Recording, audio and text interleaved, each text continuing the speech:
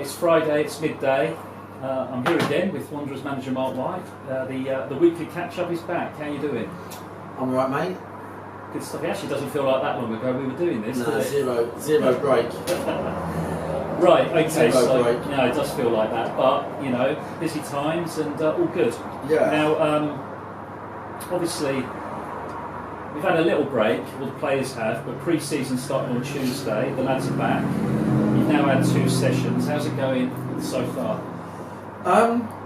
Yeah, I think it's going to take a while, really, I think that the players can be excused a bit of a relaxed mindset, a real relaxed mode around the place.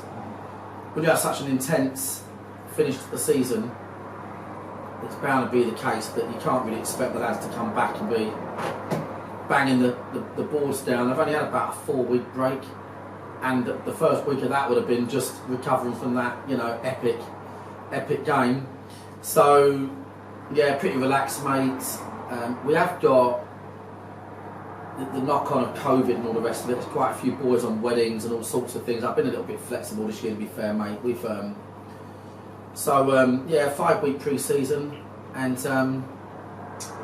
yeah, most of the boys are back, and like every team in the land, they're fitter these days. And I remember the days when they'd be running around the pitch throwing up, and not anymore. They come back really fit, mate. So yeah, looking all right. It is what it is, really, at the moment. Yeah.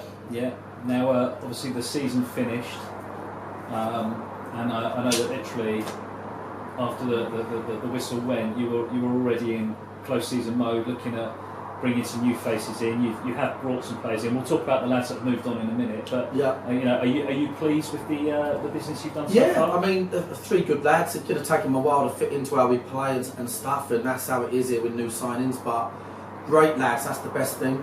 All 3 of them, like, really good people. Obviously, all really talented as well. And yeah, I mean, probably at a similar level to what we normally sign when we get promoted. Not in any hurry. So, message to the thousands of agents that keep wasting my fucking time, ringing me up and texting me. Stop it, please. Not interested. Do your homework. We know what we're doing.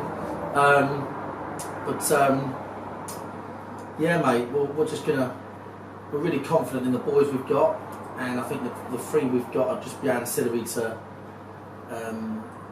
the squad, and we'll just blend them in slowly. Okay, and also it's great to see so many of our existing squads sign new agreements and commit to the Wanderers, you know, for the season ahead and beyond. Yeah, I mean, it's never a question. I mean, you've got to look at likes of Alfie, you know, like you've got you know, all these, you see all these accounts. I just seen one a minute ago going, you know, Alfie Rutherford, you know, he's going to go higher, blah blah blah, you know, like, and you know, Alfie was in his prime in the season and just scored his 4th hat-trick, I think, and signed a 2-year deal. And the reason they signed is because they love the club, they love the environment, they love being part of the journey and the project and all the things we know the club stands for. It's run well, really professionally. So yeah, mate, I don't think there was ever a question for anybody. It's not really a club people want to leave. We treat the players well, we treat them right, and it's a great place to be. So no sudden shocks, really, just obviously the boys that departed.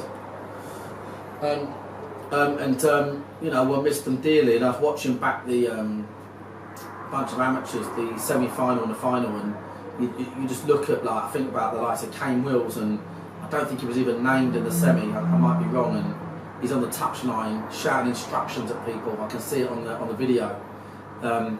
Jason during the final, when Alfie's his calf's gone, and Jason's halfway down the touchline giving him advice, and if I had it my way, we'd have about 600 players from over the years. I mean, at the final there must have been about 50 ex-players there. It's a real good environment, and obviously Jason Pryor's a significant loss to the club, and we really wanted Jason to stay. The circumstance meant that he couldn't, but you never know, never say never. DJ's gone on to Chesterfield, you know, one of my favourites last year. He done such a good job for the team, and He's now taking a full-time role up there, and he's going to reside up there, and as part of that role, so we're all going to see DJ again. Foggy has gone closer to home. That's a, you know, we spoke about that, and that was the right thing for him. Again, Foggy, what a team player he was, and so yeah, 4 boys moved on. Dan Lincoln's re-signed back on.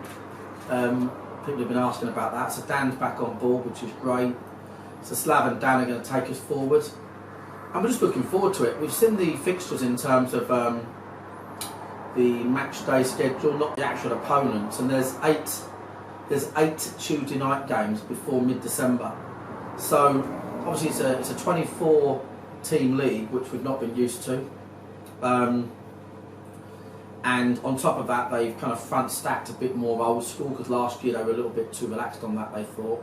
So it's going to be really robust. We're going to need all of our squad, and we're just really excited, mate, to get started. It's going to be interesting.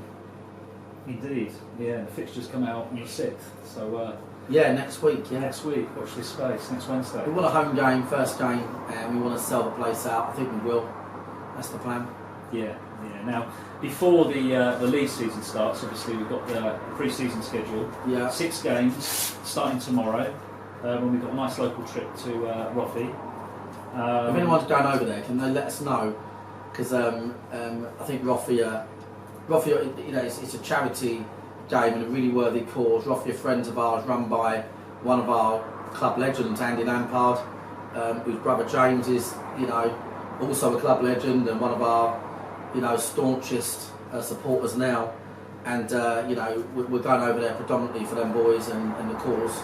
And I know it'd be great if our supporters could turn out. Obviously, see some of our lads for the first time since that infamous game, and obviously support the cause as well. So let us know, and we can sort of prepare them for numbers. Yeah, indeed. Let us know, and if you can, get down and like you say, it's all for a good cause. Yeah. And great to watch some live football. Yeah, exactly.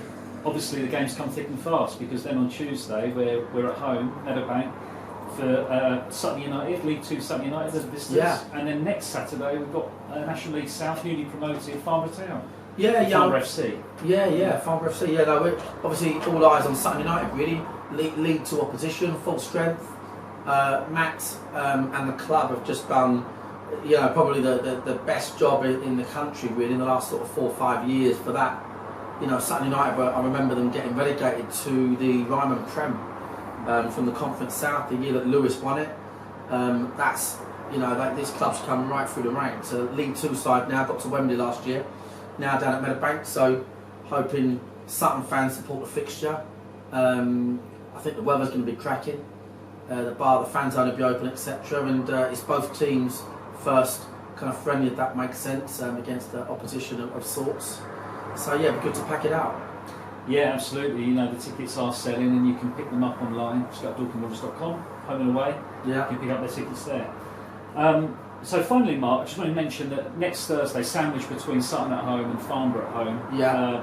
7th of July, got a nice open training session for the fans to come down. They can get a picture of the trophy if they'd like to, and watch the first team train. And also there's going to be a little bit of an update from the committee, including yourself, up in the bar, in the lounge, just to give fans an update on sort of off the field matters and what's happening, really.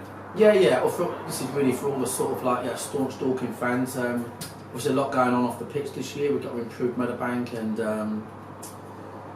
you know, there's all sorts of things afoot, really. And so yeah, the committee, I'll play a minor part in that probably, but the committee will give a good update in the lounge, and great opportunity to get a picture with the trophy. So for all those families that were down there on that epic day that didn't get a picture of the trophy, bring your families down and, you know, get some pictures, and say hello to the boys, especially the new boys. Yeah, absolutely. Yeah, and as Marc said, we'll share plans regarding Meadowbank and the work that we need to do, obviously in light of the promotion. So come down next Thursday and you'll find out more. So okay, Marc. Well, that's me done. Unless you've got anything else to add. No, I just wanted to say that off the back of that whirlwind day, like having, you know, I've been sort of, I have to watch the videos and stuff a lot as part of what Richard does, and behind the scenes, but you get a real opportunity to look at the sort of supporters and the committee and the volunteers, and that's what I've kind of really been focused on. And just want to say thanks really for, we don't. I mean, look, it's hard to say we don't want to keep harping on about it, because that day is going to be something that people talk about in 10 years. But we are going to be business as usual pretty soon. But I just want to say that I don't think we could have achieved what we did without the volunteers in the club, the committee, the media team. It was just one big mammoth effort, really. The management team, the players, but the supporters were phenomenal all season. So. And not just those supporters that turn up week in, week out with the red and white on, but the ones online that get behind the boys every week, and the ones that have been travelling. We've got people who've been travelling from Leicester to every game, and that all starts again now. And we're now part of a new journey, and I just want to say thank you for their part of the last one. Absolutely, well said. Couldn't agree more. All right, Mark. Well, look, thanks a lot for your time. Can agents stop calling me officially? Yeah, don't bother. please. Don't waste your time. Yeah, don't waste your time. Please don't get in touch. But yeah, that's fine. But it's my number. Yeah. But enjoy tomorrow. Cheers, mate. And we'll catch up again next Cheers, week. mate. Cheers, Cheers, mate.